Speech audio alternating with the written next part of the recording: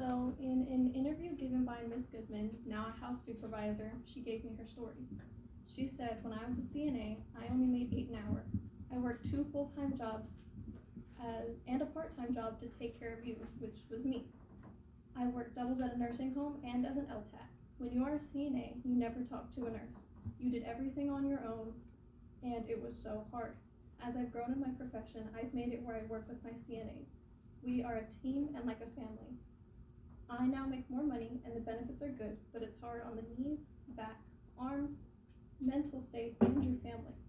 The problem is you are never around for Christmases, birthdays, Thanksgivings, or any other milestone that goes on in life.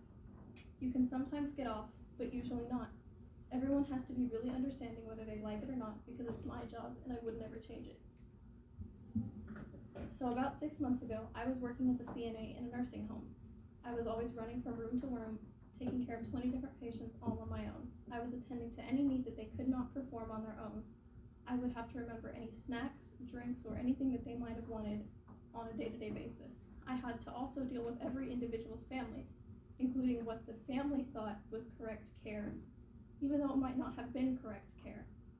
And that was something that you had to deal with because at the end of the day, you can't break code, but you still have to be respectful to families. In an article written by Mohammadi, the author states that nurses in the ICU are so stressed and overworked that they now have a 56.3% fail rate with patients. This follows in all areas of nursing. We are so overworked and almost always underpaid. When I was working in this nursing home, I was only making $10.50 an hour. Nurses have, in my opinion, one of the hardest jobs in the world. Because of this, I want to show how it might not be for everyone. The most important thing and one of the hardest steps is the education. And then your day-to-day life will be changed throughout every step of getting where you want to be. Finally, transitioning from one kind of nurse to another is a really hard process if you don't know what you're doing or how to get there. So clearly, nursing is not for everyone.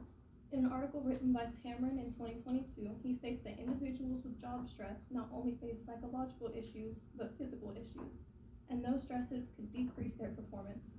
Occupational stress is a major issue for healthcare workers, primarily nurses, as it affects their job satisfaction and job performance. The stress levels of nurses and almost everyone in the medical profession is at an all-time high, especially after COVID.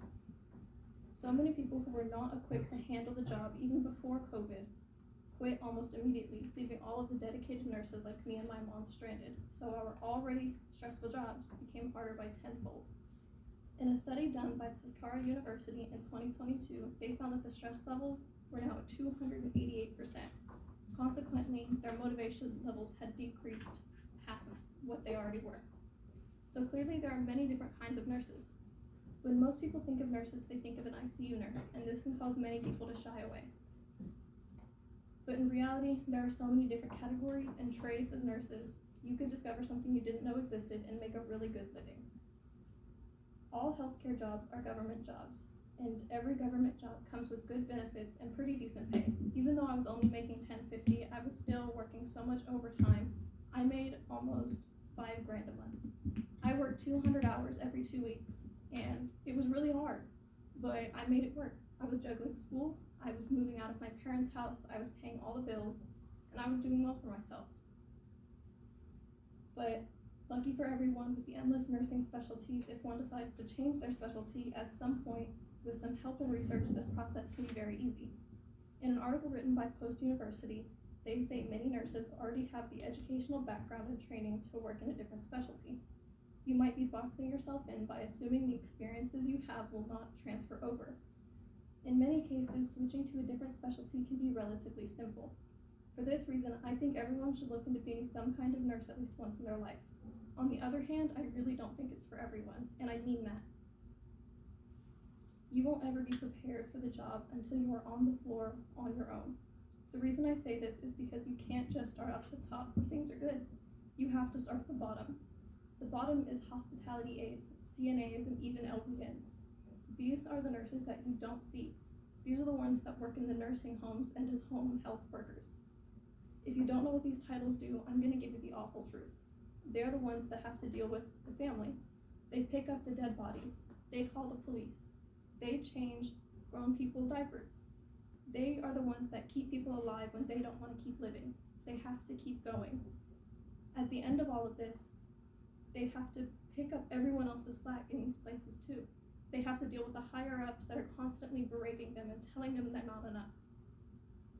And then they have to deal with other coworkers that don't care because they think that at the end of the day they're going to get paid anyway, so what does it matter? Then they go home and they have to be perfectly fine. They have to act like none of these things happened. They have to act like they didn't just pick up somebody's dead body. They have to act like they didn't see someone take their last breath, and they have to be okay. Many people really don't understand how hard the education is. The schooling to become a nurse can be a very long and grueling process.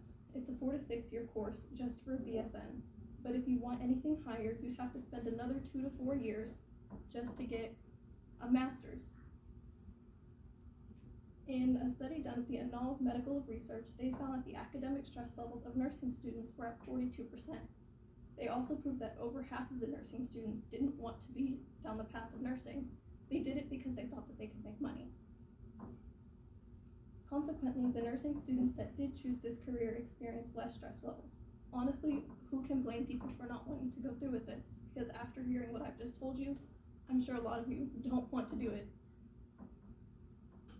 It's a long and grueling process.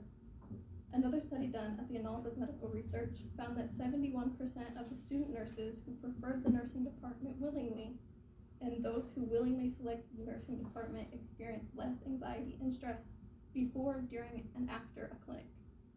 I urge everyone to do some research and see if you can work in the medical field because you are so desperately needed. But make sure to do your research. This job needs someone strong in mind and body. I want everyone to now think about all the nurses you know and think about everything that I just told you along with it. I want you to tell them thank you. Tell them thank you for their hard work and everything that they're doing to take care of other people. And try doing something kind for them, whether it's cleaning a kitchen for them or taking care of their dog or anything that they care about. Do something for them because they have it so much harder than you know. Thank you.